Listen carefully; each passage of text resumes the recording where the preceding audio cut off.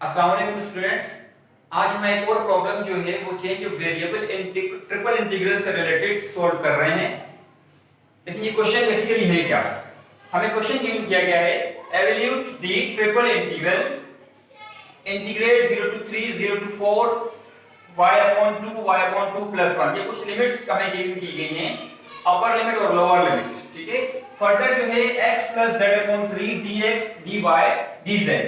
हमें ये question given किया गया है और हमने इसे सॉल्व करना है change of variables with triple integral. ठीक है, अच्छा जी, इन x y z space by using the transformation, और जो हम इसमें ट्रांसफॉर्मेशन यूज करेंगे वो हमें गिवन कर दी गई है।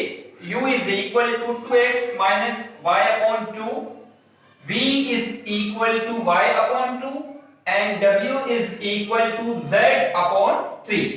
ये कुछ ट्रांसफॉर्मेशन है जिसे हम यूज करेंगे अपने क्वेश्चन को। ठीक है, जो रीजन S से ट्रांसफॉर्म होगा रीजन S के अंदर। ठीक है, सॉरी रीजन R से ट्रांसफॉर्म होगा रीजन S के अंदर। ठीक है, बाय यूजिंग दिस ट्रांसफॉर्मेशन। ठीक है, अच्छा जी, अब देखते हैं हम इसका सॉल्यूशन स्टार्ट करते हैं। सॉल्यूशन बेसिकली है क्या, जो हमें गिवन ट्रांसफॉर्मेशन है बेसिकली वो हमारे पास जो है वो गिवन है u is equal to 2x minus y upon 2, v is equal to y upon 2 and w is equal to z upon 3। ठीक है, अब हम यहां से जो है इनके थ्रू से x y और z की फॉर्म में अपनी इक्वेशंस को निकलवाते हैं। ठीक है, अब देखिए हमने यहां से क्या किया कि इस जो हमें गिवन ट्रांसफॉर्मेशन है उसके उन्हें सॉल्व करके हमने उसमें से x y और z निकालना है।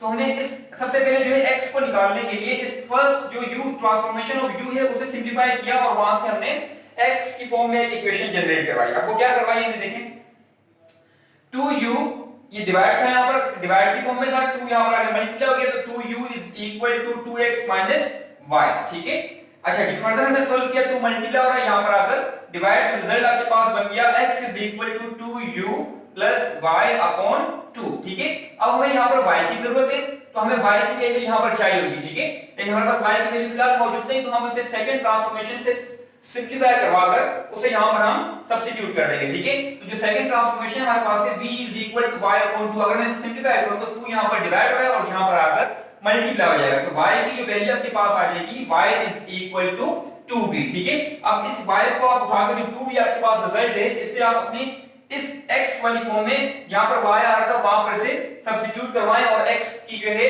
इक्वेशन निकालें इन टर्म ऑफ u v और w की फॉर्म में। ठीक है, तो देखिए मैंने यहां पर y की अगर 2 इधर दिया, देखिए फर्स्ट वैल्यू के साथ भी 2 था और सेकंड के साथ भी 2 मैंने यहां से कॉमन ले लिया।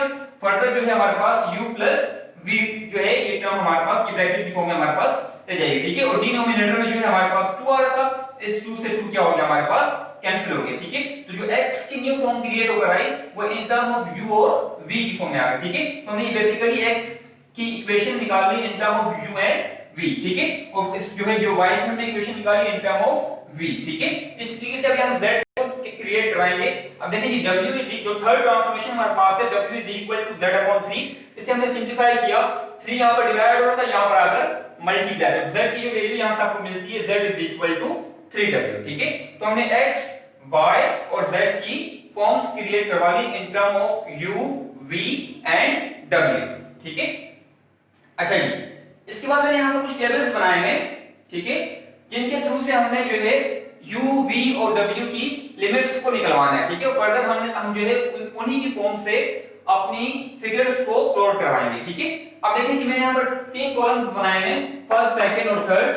ठीक है, फर्स्ट हमारे पास है वो equation in x y z for the region R। जो रीजन R है उस पर x y z जो हमें जो गिवंस हैं वो क्या है। ठीक है, जो फर्स्ट कॉलम हमारा क्लियर हो गया। तो सेकंड हमारे पास है वो corresponding equations in u v w for the region S, जो हमारे पास रीजन R से कन्वर्ट होगा रीजन S के S में जो है हमारे पास रीजन कन्वर्ट होगा। अच्छा जी, जो थर्ड हमारे पास है limits of the integration u v w। ठीक है, जब हम ट्रांसफॉर्म करेंगे S रीजन के अंदर तो वहां पर हमें जो है u v और w की बेसिकली जो है वो लिमिट्स की जरूरत होगी, तो जिन्हें हम यहां से निकाल कर वहां पर यूज कर लेंगे। ठीक है, अब देखिए मैंने क्या किया, equation in x y z for the region R। ठीक है, अब जो हमने जो लिमिट्स रिक्वायर्ड थी देखिए बेसिकली क्या की, जो x की लिमिट हमारे पास थी वो x is equal to y upon 2 y upon 2 plus 1, y जो हमारे पास था y is equal to 0 and y is equal to 4, और जो z हमारे पास गिवन था वो z is equal to 0 and z is equal to 3, ठीक है। जैसा कि देखें मैंने आज लिख दिखा दिया, जो x हमारे पास है वो basically x is equal to y upon 2, x is equal to y upon 2 plus 1, y is equal to 0, y is equal to 4, z is equal to 0 and z is equal to 3, ठीक है। अच्छा जी, अब first जो हमारे पास है x is equal to y upon 2, ठीक है। अब हम जो सेकंड कॉलम बनाएंगे वहां पर हम x और y को रिप्लेस करवाएंगे, ठीक है। देखिए x की जो हमने वैल्यू निकाली है x is equal to u plus v, और जो y हमने निकाला है वो 2v निकाला हुआ है, ठीक है। तो देखिए मैंने यहां पर पुट करवाया x की जगह पर u प्लस v और y की जगह पर 2v रख दिया, ठीक है। तो अगर हम यहां से 2 को 2 से कैंसिल करवा दें तो जो सिंपलीफिकेशन बन कर आएगी आपके पास वो u plus v is equal to v की फॉर्म में आ जाएगी, ठीक है। अगर यहां से देखें ये लेफ्ट हैंड साइड पर v है और ये राइट हैंड साइड पर v है, तो अगर आप इसको यहां से कैंसिल करवा दें तो जो u की लिमिट आपको मिलती है वो u इज इक्वल टू 0 मिल जाती है, ठीक है। तो यहां से हमने जो फर्स्ट फॉर्म को सिंपलीफाई करवाकर वहां से u की लिमिट गेन करते हैं, ठीक है। इसी तरीके से सेकंड हमारे पास है x is equal to y upon 2 plus 1, ठीक है। अगेन x जो हमारे पास है वो यहां देखो निकाला हुआ हमने, x जो हमारे पास है वो u प्लस v है और y जो हमारे पास है वो 2v है, ठीक है। तो देखिए मैंने u प्लस v और y की जगह पे 2v रखा प्लस का 1। अब ये 1 कहां से आ रहा है, ऑलरेडी यहां पर मौजूद है, ठीक है। अगेन यहां पर 2 से 2 आपके पास क्या हो जाएगा, कैंसिल हो जाएगा। तो जो सिंपलीफिकेशन बन कराएगी u प्लस v, देखें u plus v is equal to v plus 1। Again v को v से कैंसिल करवाएं तो जो u की वैल्यू आपको मिलती है वो बेसिकली 1 मिल जाती है, ठीक है। इसी तरीके से y इज इक्वल टू 0 और y आपके पास देखिए डायरेक्टली गिवन आपको y is equal to 2v, तो 2v is equal to 0, it means that v की जो वैल्यू आपके पास आएगी वो 0 आएगी, ठीक है। v की जो लिमिट आपके पास आएगी वो 0 आएगी, ठीक है। और y is equal to 4, again y की जगह पे आपने 2v रखा, अब ये देखें 2v is equal to 4, further इसको आप सॉल्व करें तो v की जो वैल्यू आपके पास आ जाएगी वो 2 आ जाएगी। इसी तरीके से z इज इक्वल टू 0, अब z आपके पास देखें वो है 3w, ठीक है। आपने रख दिया 3w और से सिंपलीफाई किया, 0 को 3 से डिवाइड करें तो रिजल्ट आपके पास क्या आ जाएगा, 0 आ जाएगा। z is equal to 3, 3w is equal to 3, 3 से 3 कैंसिल और w की जो वैल्यू आपके पास आ गई वो बेसिकली 1 आ गई, ठीक है।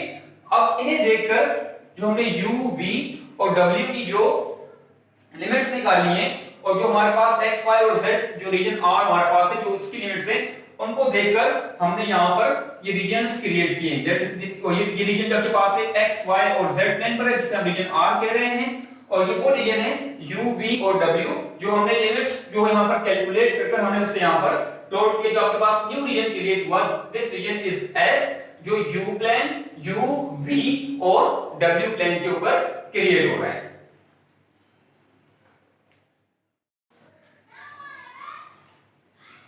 इसके बाद जो है हम जैकोबियन की टर्म को कैलकुलेट करेंगे। अब हम देखेंगे जैकोबियन की टर्म बेसिकली होती क्या है। Now we calculate the Jacobian for the transformation.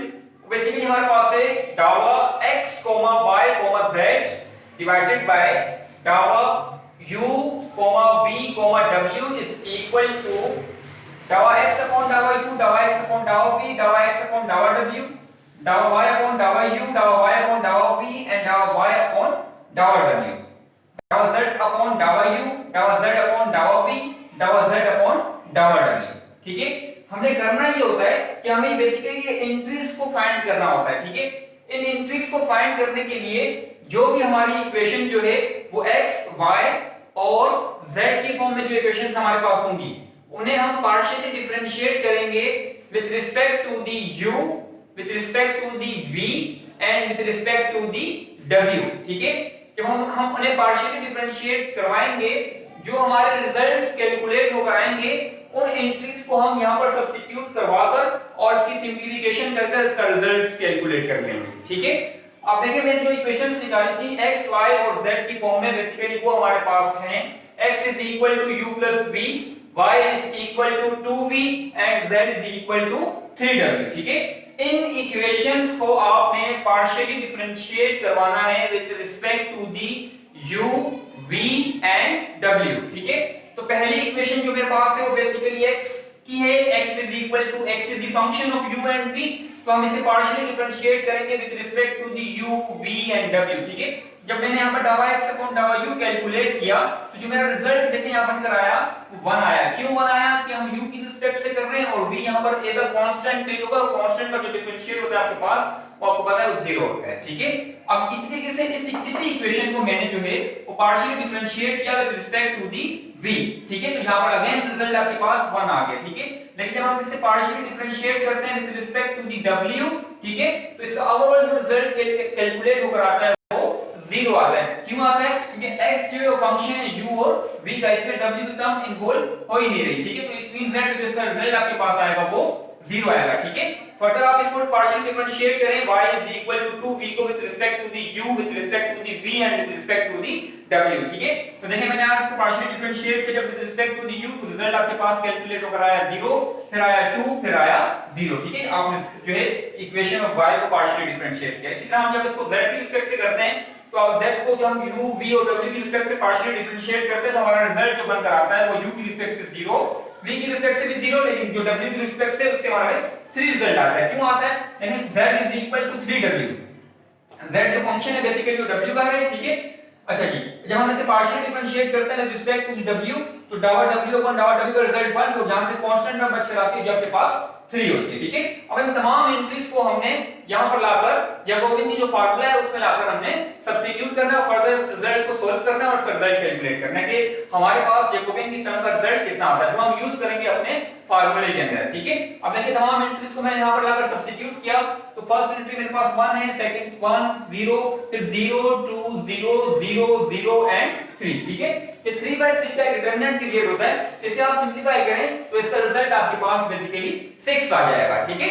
अच्छा जी, इसके बाद the function to be integrated becomes, ठीक है, the function to be integrated becomes, अब फंक्शन हमारे पास है बेसिकली वो x y और z का फंक्शन है और वो हमारे पास इक्वल है x plus z upon 3 के, ठीक है।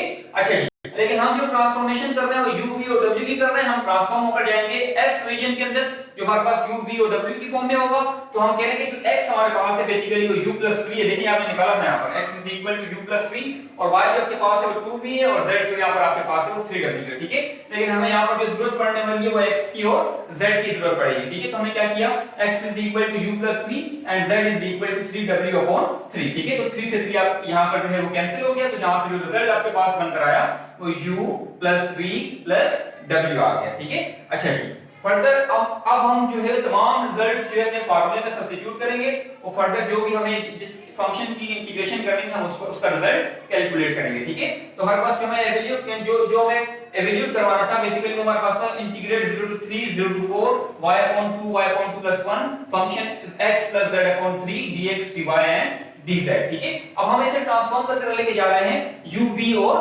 w के अंदर, ठीक है। तो देखिए मैंने इसको फार्मूले की रिस्पेक्ट से जो है जैसे मैंने ग्रेस फॉर्म को मैंने क्लियर किया है, देखिए यहाँ मैंने u v और w की रिस्पेक्ट से लिमिट्स रखी हैं जो 0 से 1 है, 0 से 2 है, 0 से 1 है, ठीक है, जो मैंने निकाल कर आपको दिखाई थी, ठीक है। इसके अलावा जो है x plus z upon 3 जो हमने कैलकुलेट किया, देखिए ये रहा x plus z upon 3 जो आपके पास है u plus v plus w, उसे आपने यहाँ पर रखा और ये आपके पास जैकोबियन का फैक्टर 6 है जो आपके पास du dv and dw, ठीक है। अब 6 जो है यहाँ पर एक कांस्टेंट टर्म है, इसे आप यहाँ से बाहर लिए हैं, ये आपके पास बेसिकली ये रहा। इसके बाद further integration u plus v plus w du dv and dw, ठीक है। इसके बाद ऐसे जो है वो इंटीग्रेट करें with respect to the u with respect to the v and with respect to the w, ठीक है। तो फर्दर जो है फर्स्ट जो मैंने इसको ये इंटीग्रेट किया with respect to the u के साथ, देखें रिजल्ट मेरा जो है वो इंटीग्रेट होकर क्या बना, तो मैंने u इसे इंटीग्रेट किया तो मेरे पास हो गया u square upon 2 plus vu plus wu और जो बाउंड्री हमारे पास गिवन है वो 0 to 1 है dv dw।